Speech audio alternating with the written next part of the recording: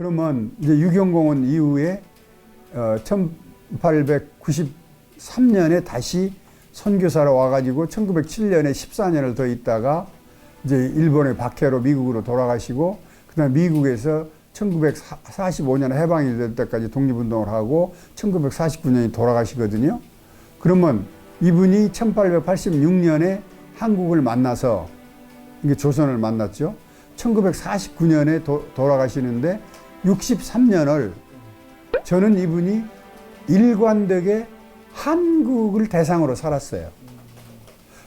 그러니까 한국을 위해 헌신하다가 돌아가셨어요. 그래서 요즘에는 이분은 63년에 한국인이다. 저는 그렇게 부르는데 주저하지 않습니다. 한국학의 개척자다. 미국 사람들한테 얘기할 적에 Pioneer of Korean Studies. 제가 그렇게 얘기합니다. 왜냐면 한국학이라는 건 뭡니까? 한국의 역사, 문화, 그 다음에 사회상 이런 거를 연구해서 세상에 밝히는 게 한국학이잖아요. 제가 이제 한글이나 이런 건 지난번에 감독님한테 어느 정도 얘기를 했잖아요. 그렇기 때문에 그 한국학 관점에서 얘기를 하다 보면 이분의 저술에 대해서 좀 폭넓게 얘기를 할 수가 있을 테니까 오늘은 그 부분에 대해서 얘기를 하고 싶어 합니다. 그래서 이분이 1891년 말에 이제 미국으로 떠나가지고 그러니까 서울에 다시 선교사로 오시겠는데 오시기 직전에 그 미국 그 시카고에서 컬럼버스가 미국 그 발견을 이제 컬럼버스 400주년 미국도 그런 기념하는 그 박람회 같은 걸 하는 거예요. 그 세계 박람회를 시카고에서 했어요. 1893년에 했어요, 행사를. 근데 거기에 그 조선도 참여를 했습니다. 조선도 참여를 했는데 그때 헐버트 박사는 그때 학술회의가 열렸어요. 그 박람회장에서.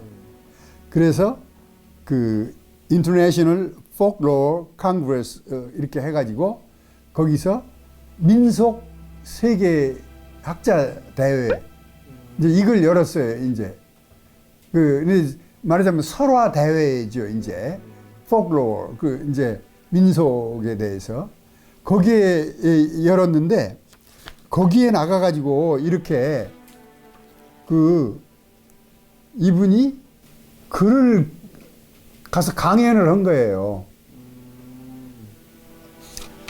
그 이제 그 강연자 명단이 여기 쭉 나오고 그래서 제가 이제 그걸 떠들러 봤더니 사진이 있고 그 다음에 여기 보세요.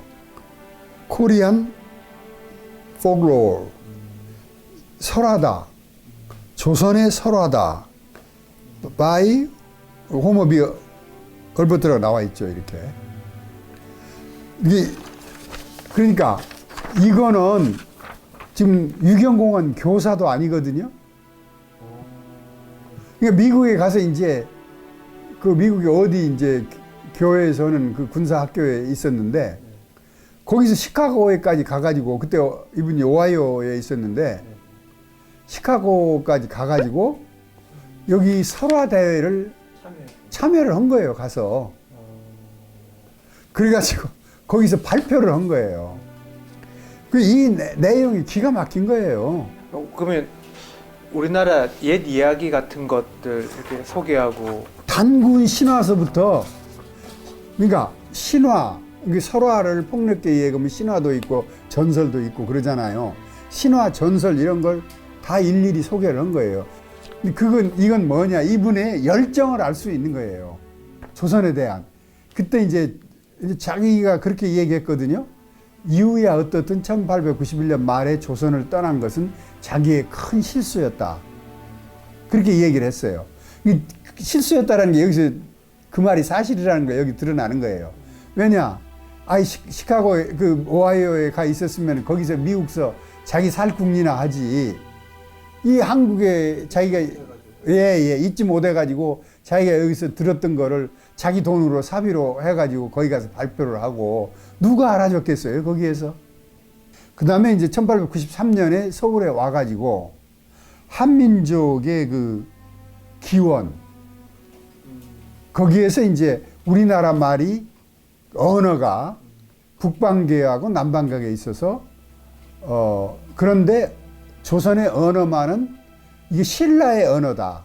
그럼 신라의 언어는 자기가 보기에는 남쪽에서 올라온 언어에 가깝다.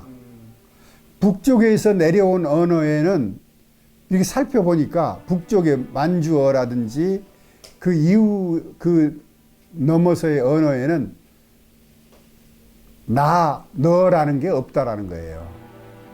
그런데 이분이 이제 남쪽하고 비교를 했어요. 그래서 대만 토착어하고 연구를 했어요. 에파테라고 태평양에 있는 부족이 있습니다.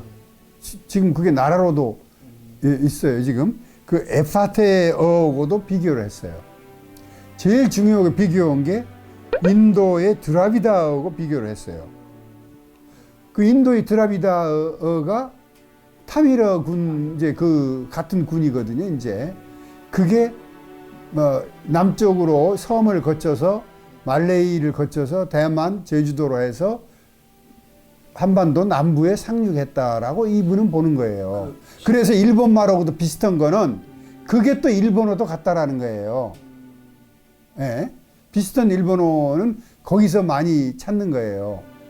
예.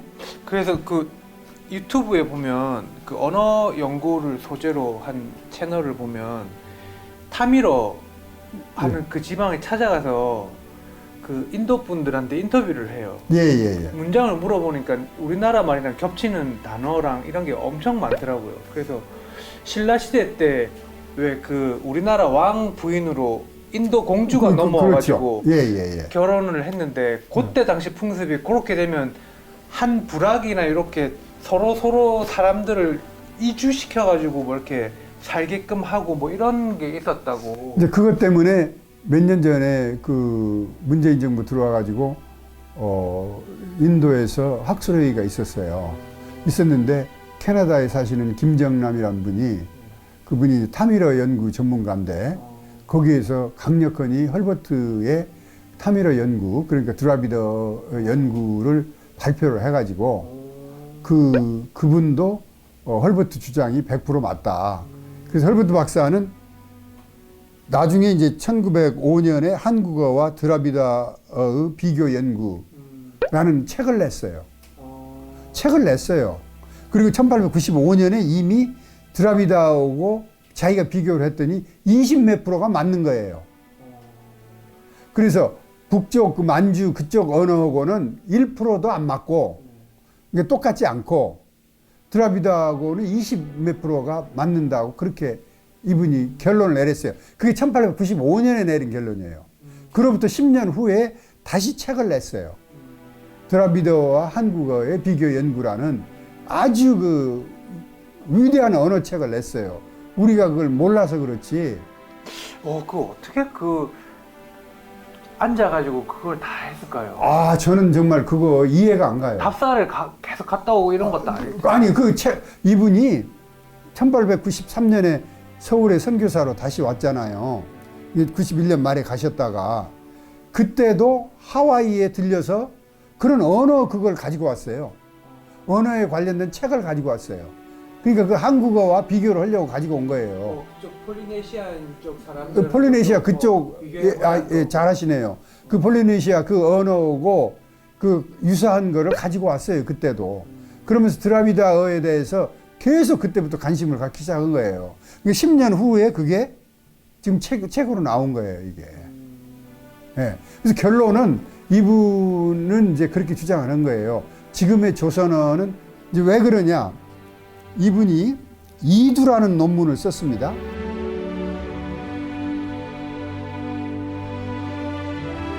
이건 1898년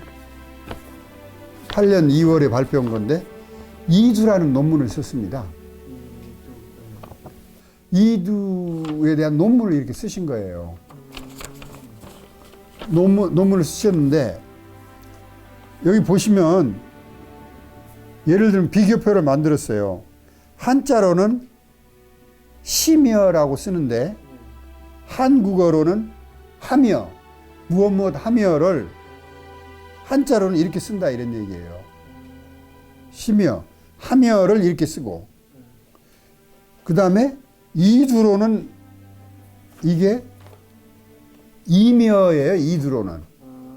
이두로 이 발음을 적에는 이며라고 발음을 해야 되는 거예요. 지금의 한국어가 신라어다라는 증명을 한 거예요. 이걸 가지고. 그 언어학적으로 나는 저는 그게 정확히 무슨 소리인지 처음에 못 알아들었는데 이분은 이제 언어학자니까 신라어고 한국어를 비교를 하는 거예요, 지금. 그래서 이 여러 단어들을 통해서 자기가 신라어다 이게 신라가 한번 거의 통일을 했으니까 300년간 통일을 했고 그 신라에는 드라비다어나 이렇게 남쪽에서 올라왔다라고 이 얘기를 하는 거예요. 그러니까 이 정도로 그 탐구를 한 거예요. 예. 그래서 언어학적으로는 이분이 한글학자다, 언어학자라는데 동의를 하시죠.